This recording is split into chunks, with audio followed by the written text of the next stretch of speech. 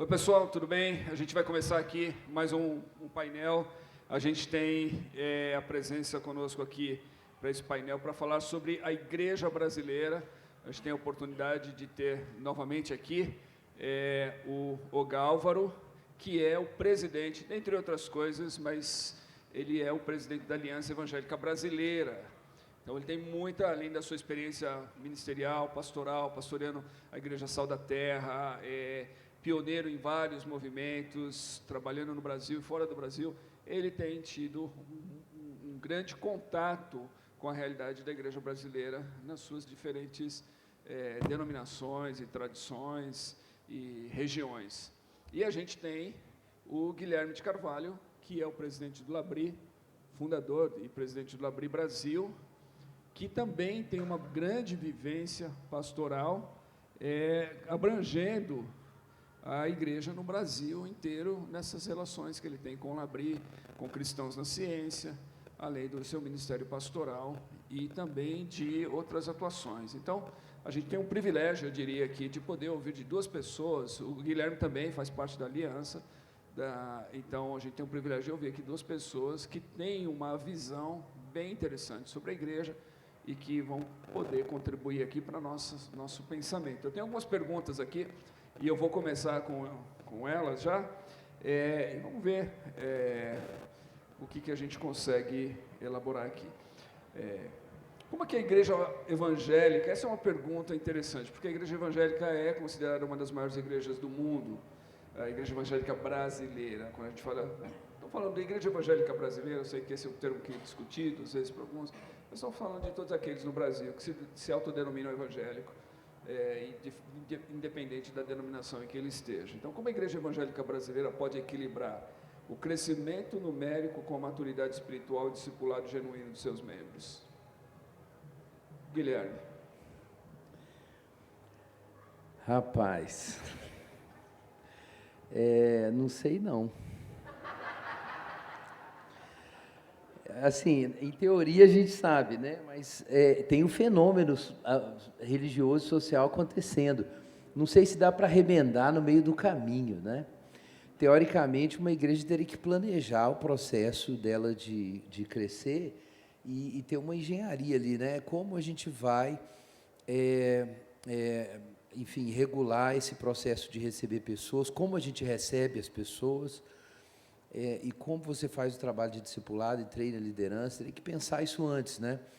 E eu acho que muitas denominações que cresceram muito rápido não planejaram isso, não se preocuparam com a qualidade da formação cristã que tinha que ser dada. Então, a gente está com o fato consumado agora, né? Uma igreja muito grande, ou muitas igrejas, né? E tudo crescendo muito rápido. Uma velocidade realmente incrível, né? Nós chegamos a 26% da população, mas tem muita suspeita surgindo sobre o último censo, e tem gente já falando que talvez os números sejam maiores e a qualidade da investigação não tenha sido boa, né? Pelo IBGE. Então, como que a gente lida com o fato hoje? Então, assim, acho que tem dois lados dessa pergunta. Acho que uma pergunta é uma igreja local que está crescendo rápido. Uma outra pergunta é o que fazer com o movimento todo, né? Eu acho que uma coisa que pode ser feita hoje com o movimento todo é as igrejas que estão desenvolvendo e têm capacidade de desenvolver recursos educacionais, modelos de discipulado e instrução bíblica, sistemas também modernos até, para levar conhecimento bíblico e facilitar o contato de pessoas com ministérios que trabalham com formação espiritual e crescimento na palavra.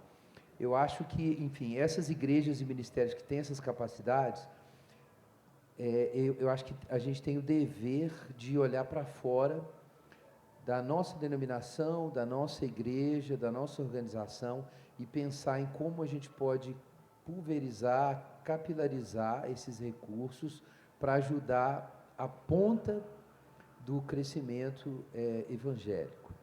Eu vou dar um exemplo. Lá em Belo Horizonte foi iniciado um processo muito interessante, uma escola de formação teológica numa região que tem várias comunidades, bairros periféricos e favelas, e com um preço muito acessível, e formou-se um time de professores para ensinar teologia para líderes e para crentes comuns, e a procura foi imensa. E aí você vai olhar, é gente de tudo quanto é igreja, que estão igrejas aí, tiveram experiência com Jesus, mas não tem instrução na palavra. Então é uma espécie de missão interna, e a turma está indo ali para dar instrução na palavra, dar recursos. As pessoas estão respondendo com muita alegria, muito interesse, e a gente vê que isso está acontecendo de outras formas, pelo consumo de conteúdo de qualidade por cristãos que vêm de igrejas muito rasinhas em termos de formação, e estão tendo contato por causa de internet, mídias sociais, com conteúdos melhores, e estão acessando músicas com letras de melhor qualidade, e se informando a respeito de programas de formação. Tem mais trânsito entre as igrejas agora por causa desse processo todo de diversificação e integração que as tecnologias novas trouxeram. Então, eu acho que assim, a gente devia pensar dessa forma, sabe? Pensar numa missão interna. O Rick Warren falou sobre isso, né, em Lausanne, que a gente tem que pensar na missão intra-eclesiástica agora, né? Eu acho que a gente devia pensar assim, isso não é uma solução para o problema, eu acho que é um imperativo ético. As igrejas que tiverem recursos precisam pensar para fora, como que a gente faz isso transbordar e vazar para chegar em irmãos nas pontas, em igrejas, denominações, movimentos aí que estão longe da gente e que estão com interesse e fome. Mas isso não é uma solução. Quando a gente para pensar nesses problemas modernos, e principalmente da nossa geração aqui no Brasil, né? Esse crescimento tem o quê? Nos últimos 30 anos, 40 anos que o Brasil vira essa curva ascendente de crescimento. Eu fico imaginando como é que foi lá em Atos, né? Quando de repente Pedro prega, de repente milhares se convertem, e depois na sequência outra pregação e mais milhares se convertem. O Império Romano foi 300 anos para metade do Império ser cristã. Olha aí, então a gente pensa assim, é muita gente chegando, como é que a gente vai cuidar das pessoas que Deus está mandando? A gente estava ouvindo aqui sobre a igreja brasileira na diáspora ou no êxodo, né, de fora do Brasil. Há um fenômeno que acontecendo no mundo inteiro, que há uma graça de Deus em cima dos brasileiros. Então a gente vê brasileiro convertendo onde eles estão. Não é uma situação que está acontecendo só no Brasil. E às vezes as igrejas pregam para todo mundo e os brasileiros vêm. É algo que precisava assim, estar atento, porque, e não é só com o brasileiro, é o latino-americano, né, está acontecendo, é o africano. Então há um momento que é um despertamento no mundo inteiro. Então às vezes faz o apelo, ou a igreja não é propriamente para os brasileiros, mas os brasileiros respondem, chegam, agregam, querem a comunidade. Esse é um desafio. A igreja no Brasil está vivendo isso. É interessante porque no Brasil não é uma igreja crescendo, ou um estilo teológico crescendo, uma forma ou um método aplicado. Está acontecendo como você disse, você vai lá nas periferias, você vai nos grandes centros, cada um de um jeito, de uma maneira. Podemos até questionar algumas estratégias, mas o fato é que Deus está fazendo algo que é muito além da nossa estratégia ou da nossa capacidade de trazer as pessoas para o Evangelho. Deus está fazendo algo. E aí agora é o que temos, essa é a seara. Como nós, líderes, vamos acolher essas pessoas e de alguma maneira ensiná-las, né, tomando na mão nesse caminho do discipulado. Passa pelo conhecimento bíblico, como o Guilherme está falando, passa pelo senso de comunidade, de pertencimento, passa por esse evangelho simples, né, nada muito complicado, é Jesus, de uma maneira assim, muito prática na vida, e que fala das relações. A gente ouviu isso aqui sobre amizade, sobre a mesa, sobre crescer junto. Como é que a gente vai abrir oportunidade para tudo isso? Aí nós vamos ter aqueles irmãos que foram chamados, né, a tribos diferentes dentro disso, que são capazes de produzir coisas profundas, que vão perdurar, e que precisam ser ensinados àqueles que aquela comunidade nem tem recurso intelectual e nem mesmo financeiro para ter. Mas a igreja que tem, diz, isso não é só para mim, isso é para toda a igreja, para quem quiser disponibilizar. A gente vai enfrentar os copyrights da vida, né? Mas quando a gente tem um coração nisso, e é interessante que, por exemplo, boa parte das grandes igrejas já descobriram isso. Você vai nos Estados Unidos, elas dizem, não, agora o que a gente tem aqui é para compartilhar. Você pode vir, você pode usar. Grandes igrejas brasileiras estão fazendo mesmo, você pode sentar à mesa, pode comer. Então, eu creio que está havendo um momento especial nesse compartilhamento que o Guilherme está dizendo, em que as pessoas estão dizendo, eu tenho um dom, eu tenho habilidade de algo, eu vou colocar isso à mesa da família. Mas há um ingrediente desafiador para nós brasileiros, e isso vale para o brasileiro fora e dentro. Nossa vaidade, nosso orgulho. Então, em vez de eu ir lá e aprender do Guilherme, eu vou querer ser o Guilherme, eu vou querer produzir o que o Guilherme precisa. Ao invés de eu dizer, não, ele já está produzindo, isso é bom. Né? Você quer estudo de identidade, sexualidade, vai lá, escuta lá no dele, está maravilhoso. Não precisa você reinventar, sendo que Deus já está dando graça, é uma bondade de Deus. Né? Eu quero aprender de evangelismo, onde está? Quero aprender de comunidade, onde está? Quero aprender de ecossistema, nós estamos aqui dentro da IBMA, né, que está servindo tudo que eles têm, colocar na mesa para nós. Mas aqui tem inscrição, o preço da inscrição não paga tudo isso que a gente está desfrutando aqui. Então eu creio que há um momento desafiador do crescimento, mas há também muita gente bacana, colocando à mesa aquilo que Deus tem dado, gente do reino, olhando muito além do seu franchise, né, da sua capacidade de fazer. É um desafio? É um grande desafio.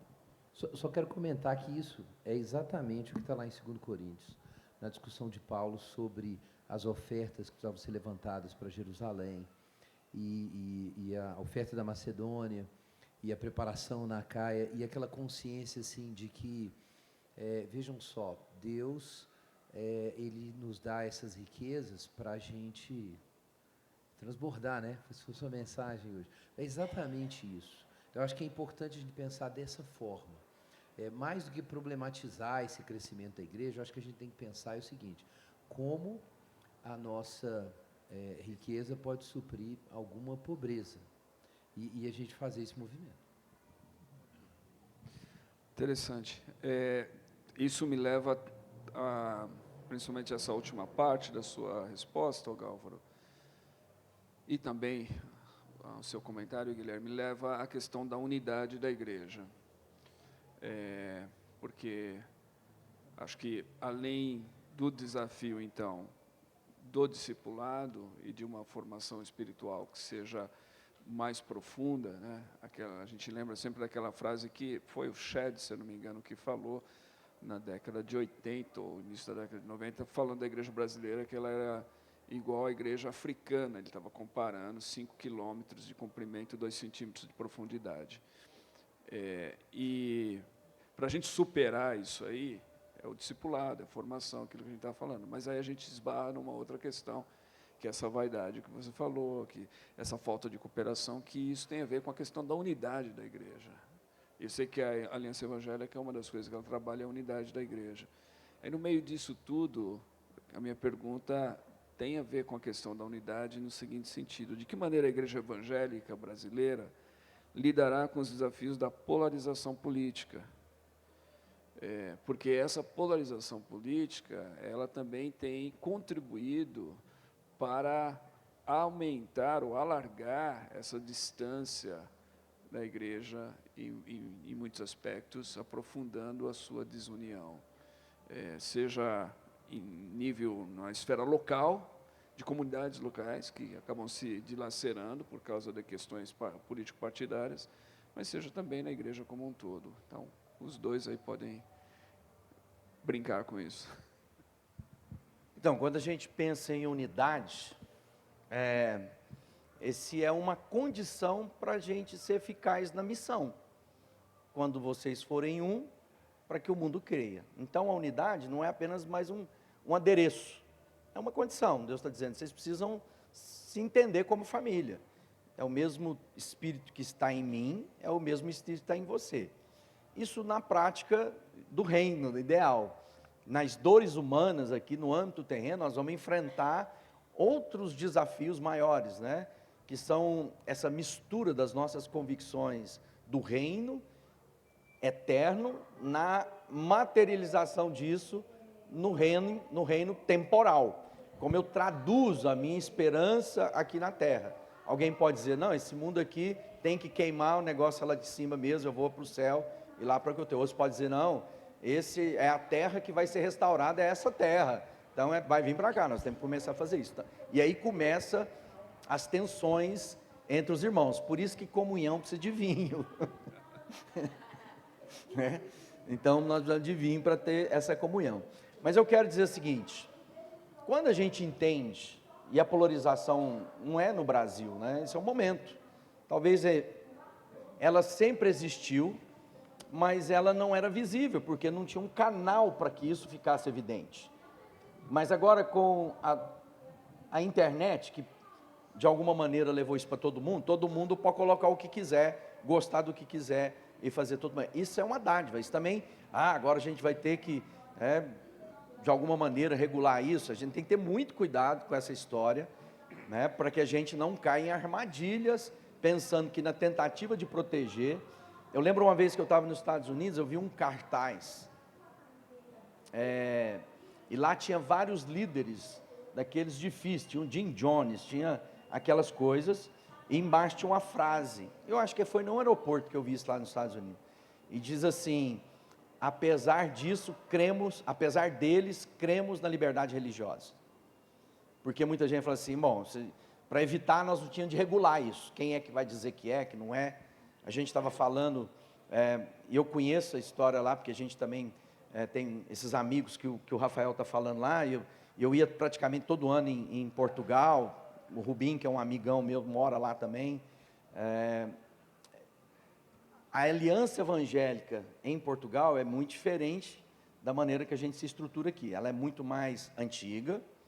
E, por exemplo, uma igreja que não seja parte da aliança evangélica é considerada seita. Porque ela não entendeu que há uma entidade que representa os evangélicos. Aqui no Brasil, né, nós estamos muito longe disso, não é nada disso.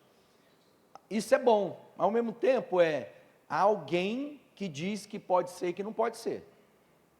Então a gente tem um filtro.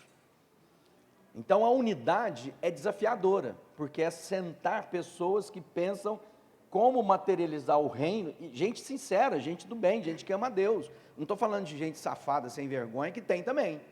Esse é fácil de identificar. Mas quando você senta à mesa e todos os dois têm razão, esse é o desafio. Na alianças, graças a Deus, a gente tem conseguido criar esse ambiente de uma conversa às vezes difícil, mas de um respeito pessoal incondicional. Então a gente tem pessoas que representam na aliança pensamentos muito diferentes, e que a gente consegue ter um ambiente de uma fala boa. A gente vai ter concordância em todos os pontos? Não, mas isso revela também um pouco de que é a igreja. Então a gente pode ter pessoas bem antagônicas na sua percepção e da sua ótica de ler a Bíblia, mas que respeitam, às vezes não vão concordar nunca, mas tem um ambiente. Eu acho que o Guilherme enfrentou muito disso, né? O Guilherme tem como um pensador muito profundo, alguém, ele tem uns haters da vida dele lá, né? Ele pode falar um pouquinho disso, né? Desse antagonismo, dessas pontas, né? E eu encontrei o Guilherme há muitos anos atrás, numa reunião da Aliança, lá em São Paulo, acho que foi na Batista do Povo, e ele fez um comentário que eu falei assim, por exemplo, muitos que criticam a teologia da prosperidade, fazem um reverso, e no final é dinheiro do mesmo jeito, né? Quando eu falo lá, nós estávamos envolvidos na missão integral lá, nas coisas tudo, e às vezes, sem que perceba, é um problema comum. Então, em todas as abordagens, corremos o risco de estar certo e errado, né? Deus prospera? Claro que prospera. Quem semeia, colhe? Claro que quem semeia, colhe. Não é isso? Mas a Bíblia também fala assim, os pobres sempre vai estar com você, mas como é que a gente vai acabar se Jesus está dizendo? Então é desafiador isso, né? A gente conciliar essas coisas. Nós vamos trabalhar para um mundo melhor? Claro que vamos trabalhar para um governo mais digno, para leis mais boas. Boas para quem? Para a humanidade que não sabe que elas são boas, então a gente defende, a gente vira fundamentalista. Então, qual é o respeito do outro? Isso não é só entre a igreja, mas também naquilo que a igreja representa para o mundo, né? Eu acho que o Guilherme vai ter mais conteúdo para ajudar a gente nisso aí. Então, eu estou pensando aqui numa história que eu costumo levantar esse ponto. Ele é realmente difícil. Para a gente falar sobre como a igreja pode ter unidade, eu acredito que a gente precisa entender melhor os conflitos e a natureza dos conflitos. Se a gente não tiver uma teologia do conflito eclesiástico, a gente vai continuar idealizando a unidade eclesiástica. Então, eu vou dar um exemplo disso. Pensa no apóstolo Paulo, né? O apóstolo Paulo está levantando uma oferta na Macedônia e na Caia para as igrejas da Judéia, que passaram por um aperto, e um dos objetivos dele é costurar mesmo a relação. Ele fala que isso é uma questão da relação dos judeus com os gentios, e ele está preocupado com a igreja gentílica apoiar a igreja judaica nas suas necessidades.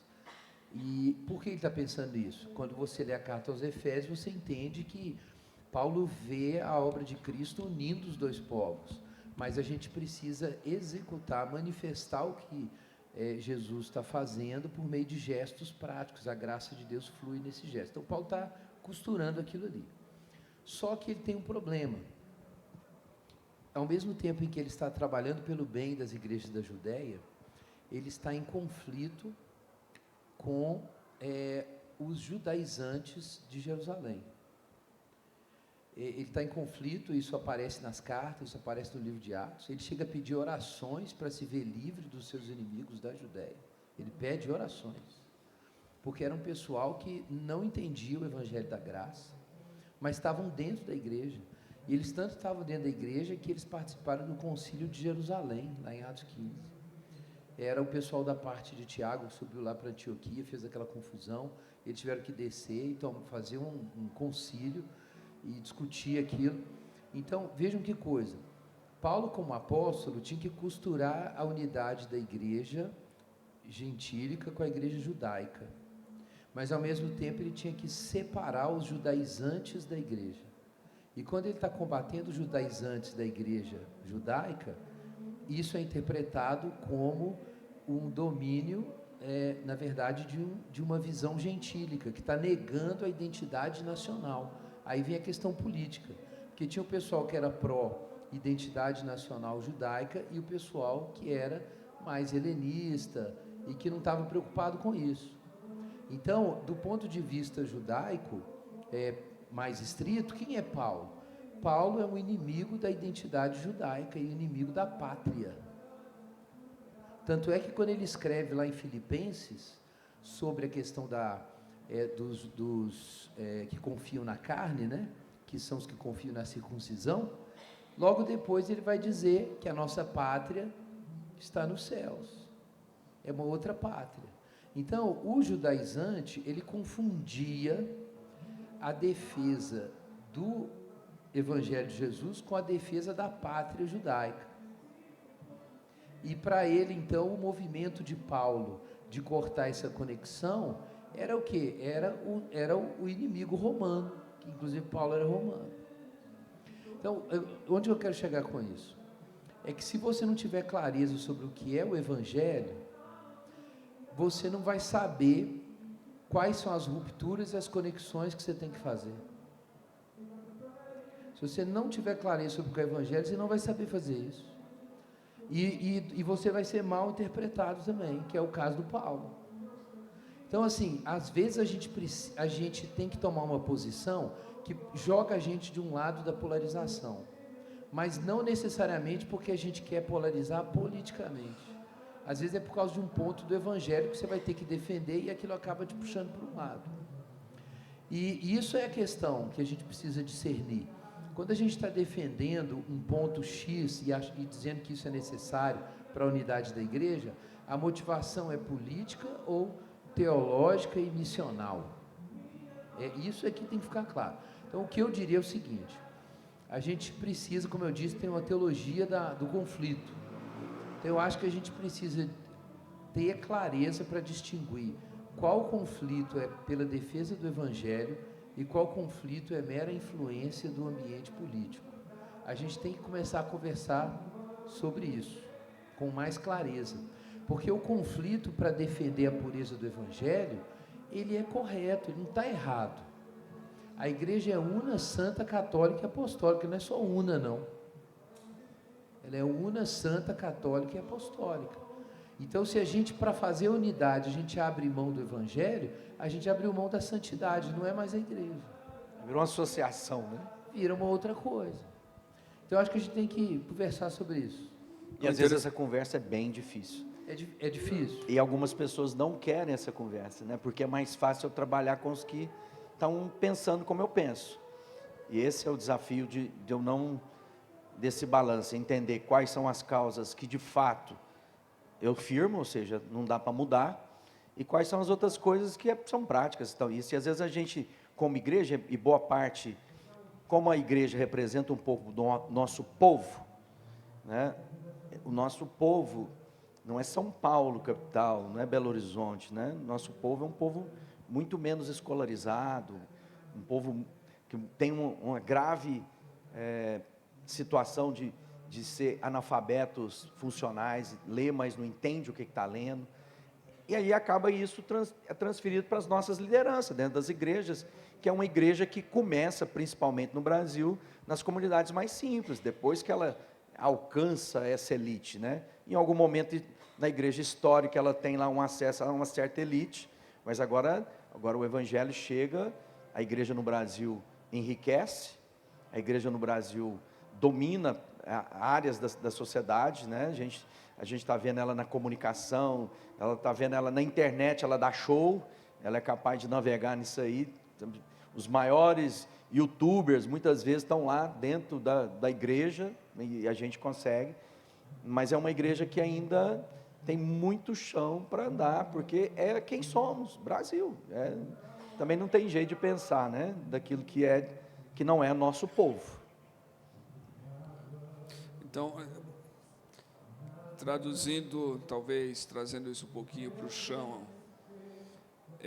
quando a gente fala, então, dessa unidade e da questão bipartidária ou da questão política, que eu acho que passa por isso, daí surgiu a pergunta, mas, então, a gente tem que pensar, primeiro, em unidade em termos, como você elaborou aqui, em termos do Evangelho.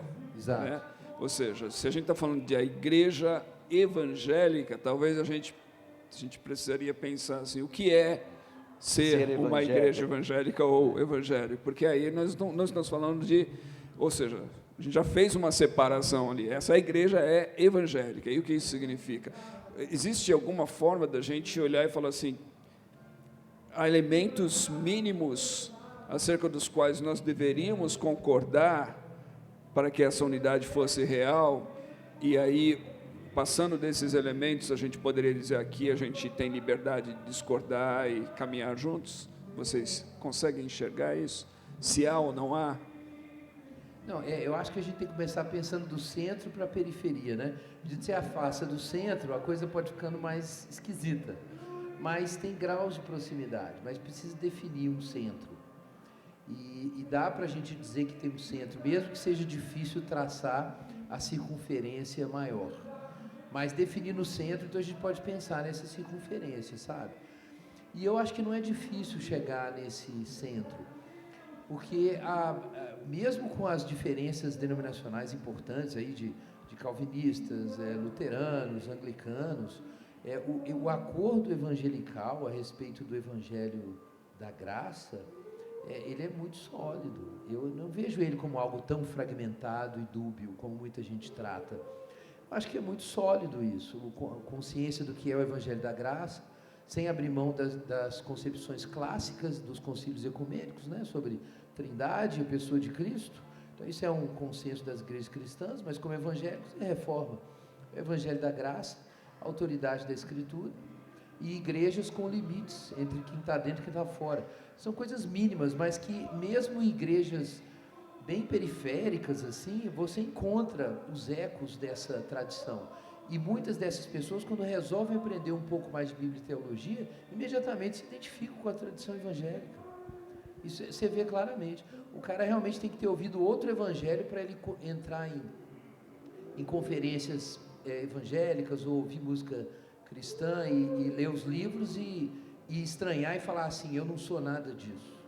Aí ele realmente vem de alguma seita bem esquisita que nega a Trindade, ou nega a divindade de Jesus, ou nega que a salvação seja pela graça mediante a fé. Coloca em xeque as escrituras. Então eu não acho que isso é tão nebuloso como algumas pessoas tratam, sabe? Não é tão nebuloso assim. Agora, talvez um ponto que foi muito divisivo recentemente, que a gente vai ter que discutir realmente, é essa questão da relevância histórica e social do cristianismo, né? Que aí isso é um ponto que naquele evento, né?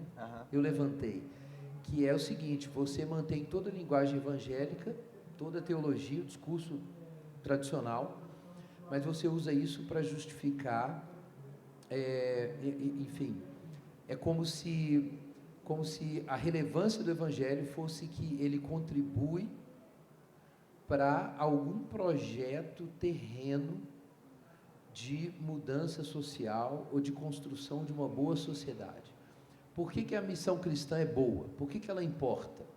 Porque, vejam só, evangélicos são pessoas legais que podem concordar com a mesma agenda e trabalhar junto com as pessoas não cristãs para os mesmos objetivos. Então, isso é a missão da igreja. Eu acho que isso é um problema. E se a gente voltar lá na história dos primórdios, né? Quantas coisas estavam em desarmonia com um padrão do reino e que não foram os grandes problemas tratados, né? Muitas coisas sociais que eles viviam, o próprio Império Grego, Romano, que se segue, aquilo demorou muito tempo para afetar, e algumas coisas nem se resolveram como hoje, às vezes, a gente imagina que deveriam ser resolvidas, né? E aí vem outra questão, né? Que a gente sabe, até a gente vê o resultado do censo agora, a religião mais periférica, menos grau de instrução, menos nível de renda, mais jovem e mais parda é evangélica, ou as religiões evangélicas, comparando com todo o panorama. Até as afro-brasileiras são mais brancas, mais ricas e têm maior nível educacional do que os evangélicos. Isso agora é o resultado do censo. Então, é por isso que eu sempre digo que não faz sentido nenhum esse discurso de que, já que tem um monte de evangélico, por que o Brasil não mudou? Porque a gente é a base da sociedade, não é quem manda no país. Isso é evidente. Então, está errado culpar o movimento evangélico por o Brasil ser o que ele é hoje. Acabou de chegar. Até porque é bem recente, né? Isso aí é viagem. Então, às vezes a gente fica lá, cadê as transformações? Eu olho e vejo muitos sinais do reino já em tudo isso que a gente está vendo. Muitas transformações do Brasil a partir do crescimento da igreja. Só que, quando a gente olha para a Europa, gosta, por exemplo, eu tive a oportunidade de pregar numa igreja na Inglaterra, eu vivi na Escócia. A igreja, do lado da igreja que eu era missionário, que a gente congregava, tinha 500 anos, era da idade do Brasil. Eu preguei num prédio na Inglaterra que tinha 1000 anos, ela é 500 anos antes da reforma. Então, é muitos anos, né? São muita história que a gente está começando a trilhar, a caminhar no Brasil. Agora, eu sou otimista, acho que nós estávamos conversando aqui antes de começar, né? E o censo mostra isso, quando ela fala assim, o Brasil, da religião, os negros, os pardos, é a maior religião negra, parda do Brasil. E não é as religiões de matriz africanas, como viu o censo, mostrando, como o Guilherme está colocando, é mais branca, mais rica, não é isso? E mais educada, ou seja, estão mais na elite do que a base de chão.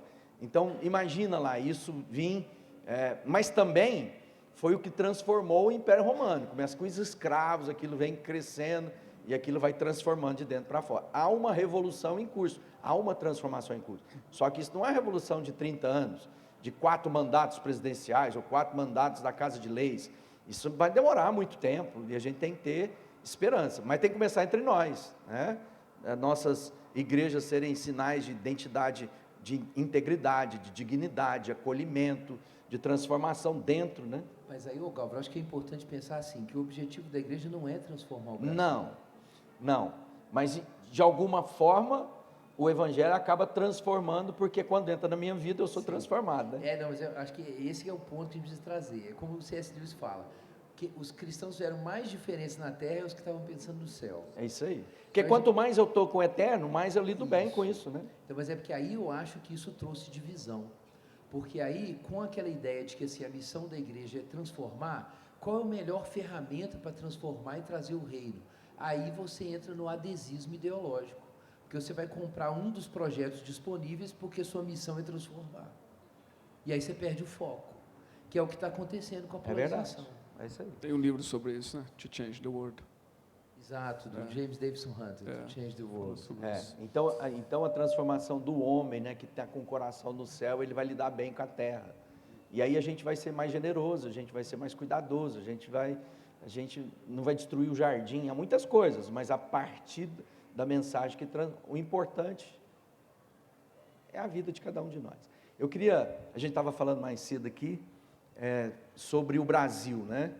E o Brasil, a gente falou no painel anterior com o Rafael e com o Neto aqui, falando sobre Europa e por tudo quanto é lugar, esse caldeirão cultural, né? A gente estava agora na Turquia, eu parei no aeroporto de Istambul, falei assim, no Brasil a gente nunca viu isso, essa geração. Porque o Brasil é um país de colônia, veio gente do mundo inteiro.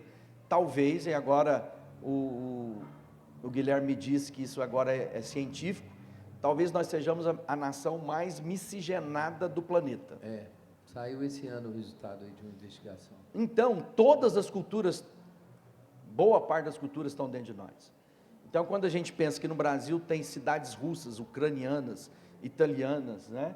Tem cidades que a gente nem imaginava que existe no sul do Brasil, no norte, tantas influências. Isso dá a nós essa forma adaptável das culturas, porque é quem somos. Ao mesmo tempo, não temos essa presença, igual eu estava parado lá em Istambul e olhando, falei assim, isso aqui é o lugar da missão. Porque apesar de ser um país muçulmano, ele é laico. Então transita gente do mundo inteiro ali. Então ele é porta da Europa para a Ásia. E você vai nas ruas, você vai ver todo tipo de gente. E sabe qual é a crise? O nosso guia que estava lá conosco, que era muçulmano, que estava conduzindo os evangélicos lá, né, que a gente estava na cidade, a secularização dos jovens. Os jovens não querem ir mais na mesquita. Então a gente pensa assim, aqui no Brasil, não, é um fenômeno em todas as religiões, em todas as culturas, em todo o mundo, que dá a nós a oportunidade da evangelização, imagina. Então, o Rafael falou assim, a gente, para levar o evangelho, é o desafio, desculturalizar e ao mesmo tempo apresentar numa nova cultura. Eu tiro a minha cultura, mas a hora de falar, eu tenho que falar dentro da cultura do outro, para que faça sentido. Então, a igreja brasileira, nessa sua forma, que para muita gente é complicada, e eu acho que é a beleza da igreja, essa multifacetária, multiforma, algumas coisas que a gente olha e fala assim, meu Deus, mas muita gente falava disso da gente no tribal, não era? Então a gente estava no tribal, tinha igreja em Uberlândia que orava, porque aquela reunião era do demônio que estava na cidade, literalmente. Hoje, os irmãos entendem, hoje, alguém de tatuagem, né? Hoje estava fazendo tatuagem lá, mesmo que temporário, o pastor indicando, todo mundo faz tatuagem. A gente fazia isso no tribal, o povo chegava sem tatuagem, tinha um tatuador dali embora. Imagina receber isso, o membro que veio lá e voltar com a tatuagem. E alguns líderes de jovem presbiteriano voltaram a tatuar. Eu falei, meu Deus, não faz isso não, vai acabar com o problema aqui, né?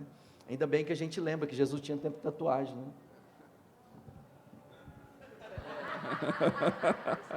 Ou vai ter, né? Mas a gente está chegando no final aqui, eu poderia ficar 3 horas conversando com vocês aqui, amigos, porque tem muita coisa interessante, mas eu vou dar só a oportunidade, eu não vou abrir para perguntas aqui, não vai dar tempo, e o Guilherme precisa se retirar, mas eu gostaria só de dar oportunidade para uma contribuição final e a gente terminar aqui. Pode falar, Guilherme. Eu tenho 10 minutos ainda. Então, beleza. Às vezes abre para 2 perguntas. 2 perguntas, 10 minutos, então 2 perguntas, está lá.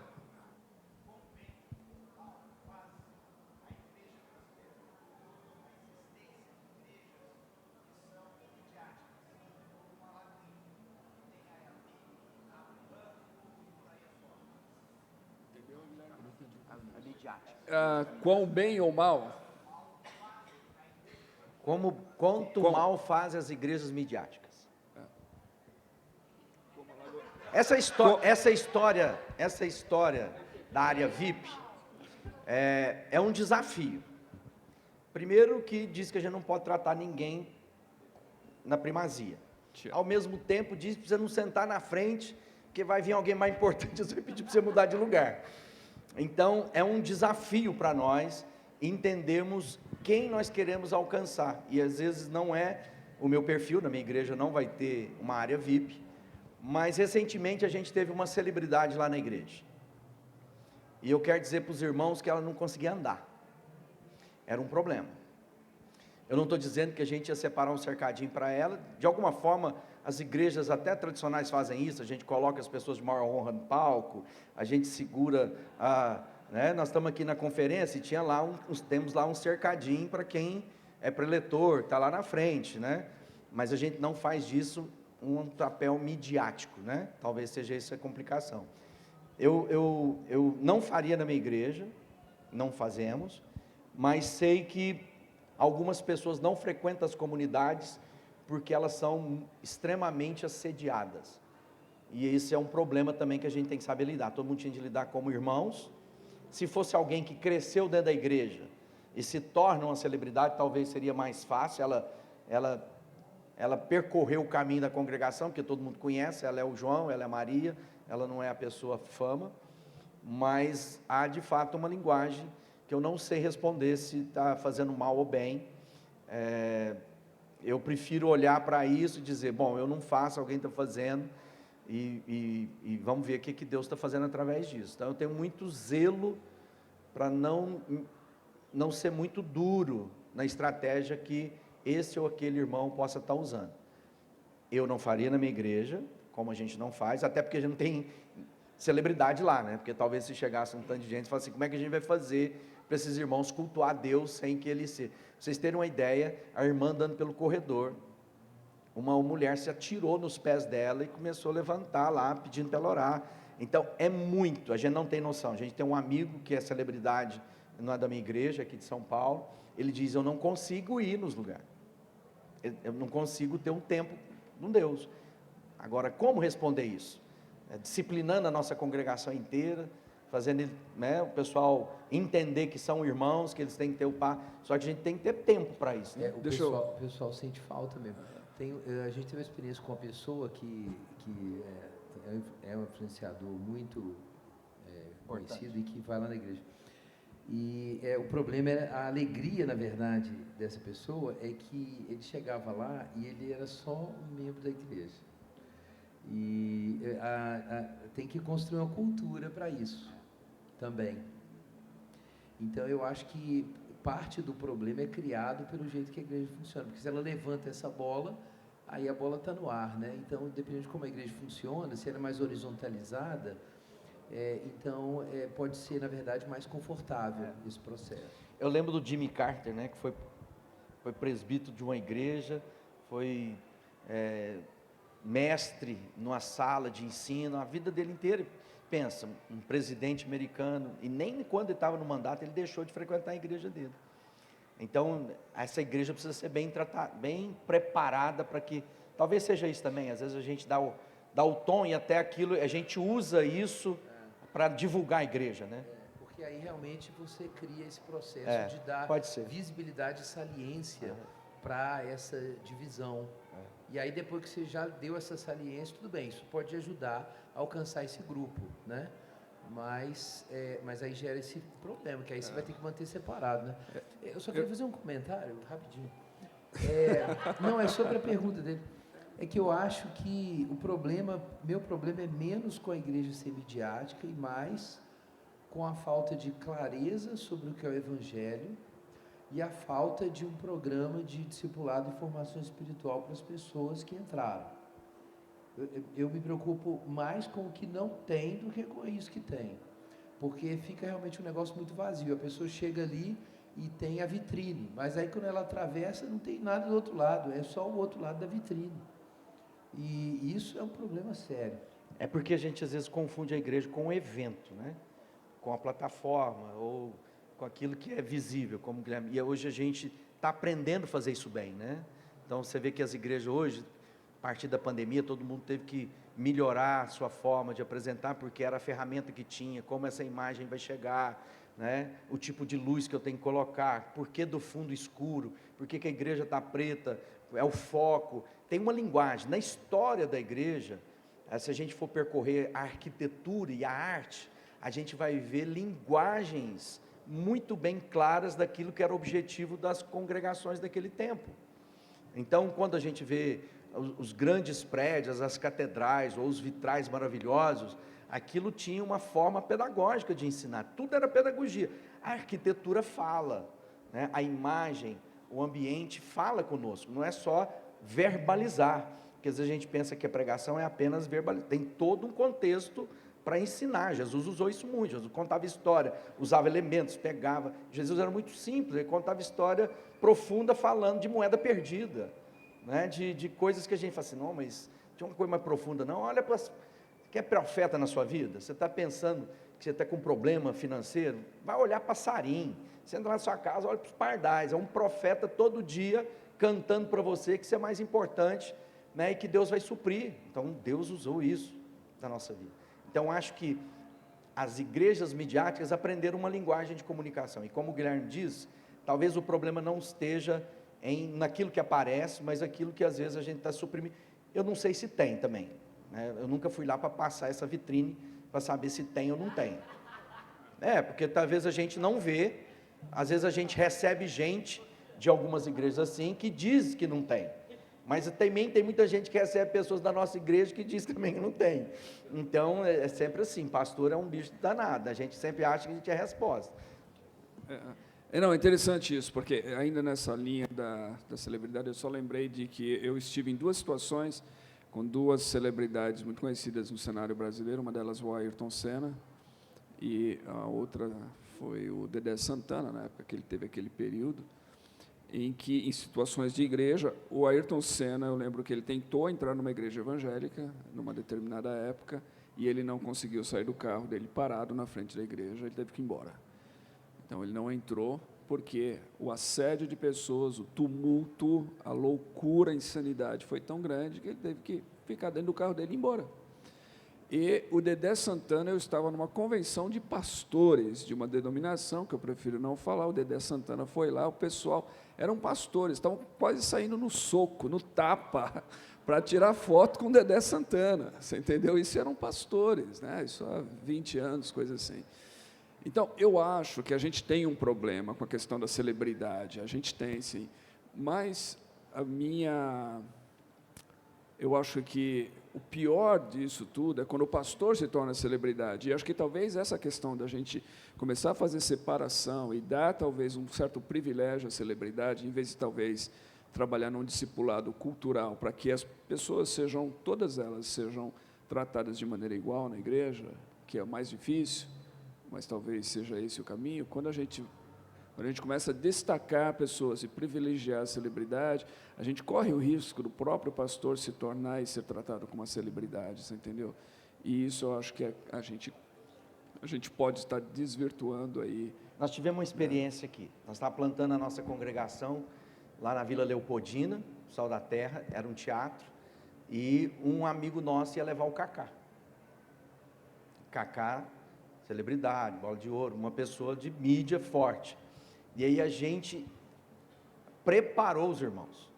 Ninguém pede para tirar foto aqui dentro, ninguém assedia ele. Até o nosso câmera e o pessoal da nossa mídia, a gente diz, não leva a câmera perto dele, não constranja filmando ele para mostrar que ele está aqui. Então a gente conseguiu naquele ambiente evitar esse tipo de assédio. Mas talvez se ele tivesse chegado lá desavisado, se a gente não soubesse, a congregação às vezes tinha feito papelão, né?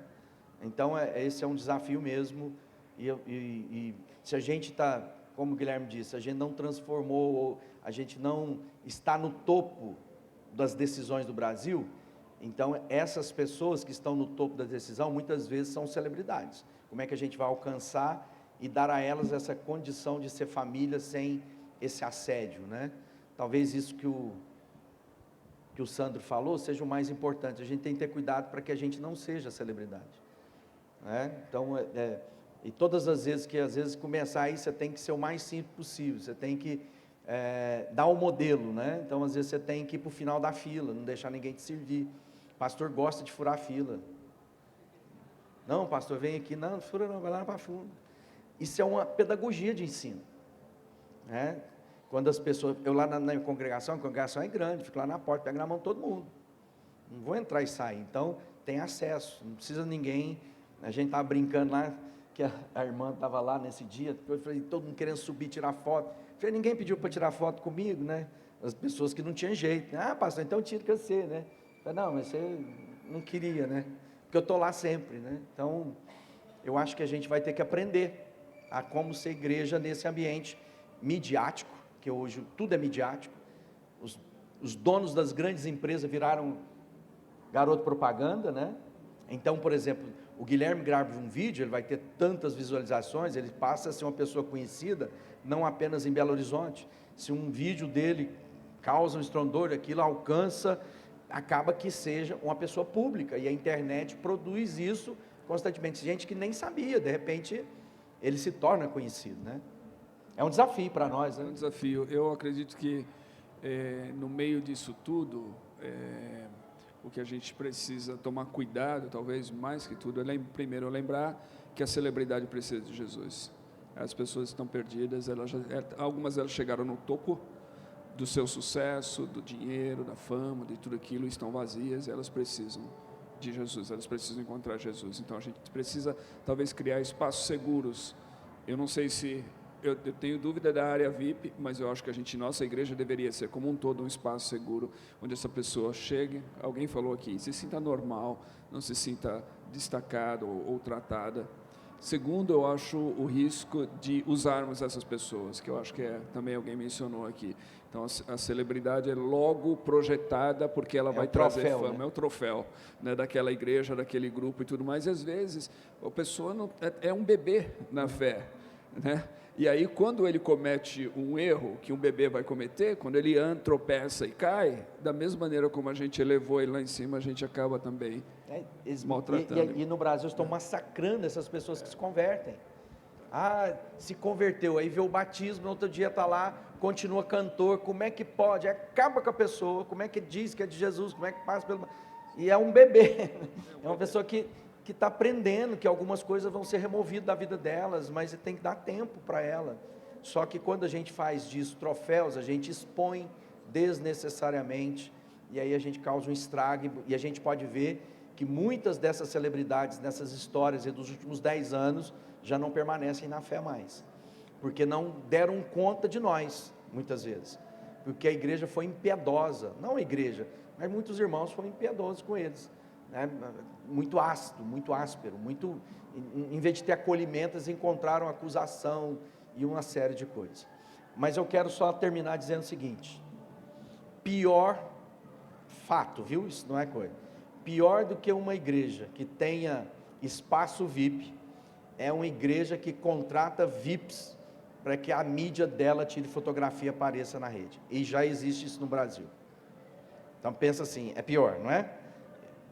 Eu pagar o cachê de alguém, venha para o culto, e aí a minha mídia social vai usar a sua imagem no meu culto para dizer quão descolado é a minha congregação, para que todos iguais a você possam participar, porque a gente sabe disso. Verdade, Rafael, é o inferno mesmo. Então assim, só que nós estamos no meio de tudo isso, né? E eu quero dizer uma coisa para vocês, conheço a Aliança Evangélica, se nós estamos falando de unidade, nós temos um esforço, tem gente muito linda, gente de Deus, gente que está olhando para a igreja de Jesus, que quer esse compartilhamento que o Guilherme colocou, gente íntegra, gente muito a favor da igreja. Venha conhecer, participa conosco, né? Nós estamos trazendo essas pessoas à mesa, há um esforço para a diversidade, de colocar pessoas diferentes, que têm esse mesmo centro nas escrituras, na fé, né, na comunhão, é mais ou menos o credo apostólico ali, bem, né, se pode ser dito isso. Obrigado Gálvaro, obrigado Guilherme. Vamos aplaudi-los. Irmãos queridos, que abençoam a nossa igreja, e é isso.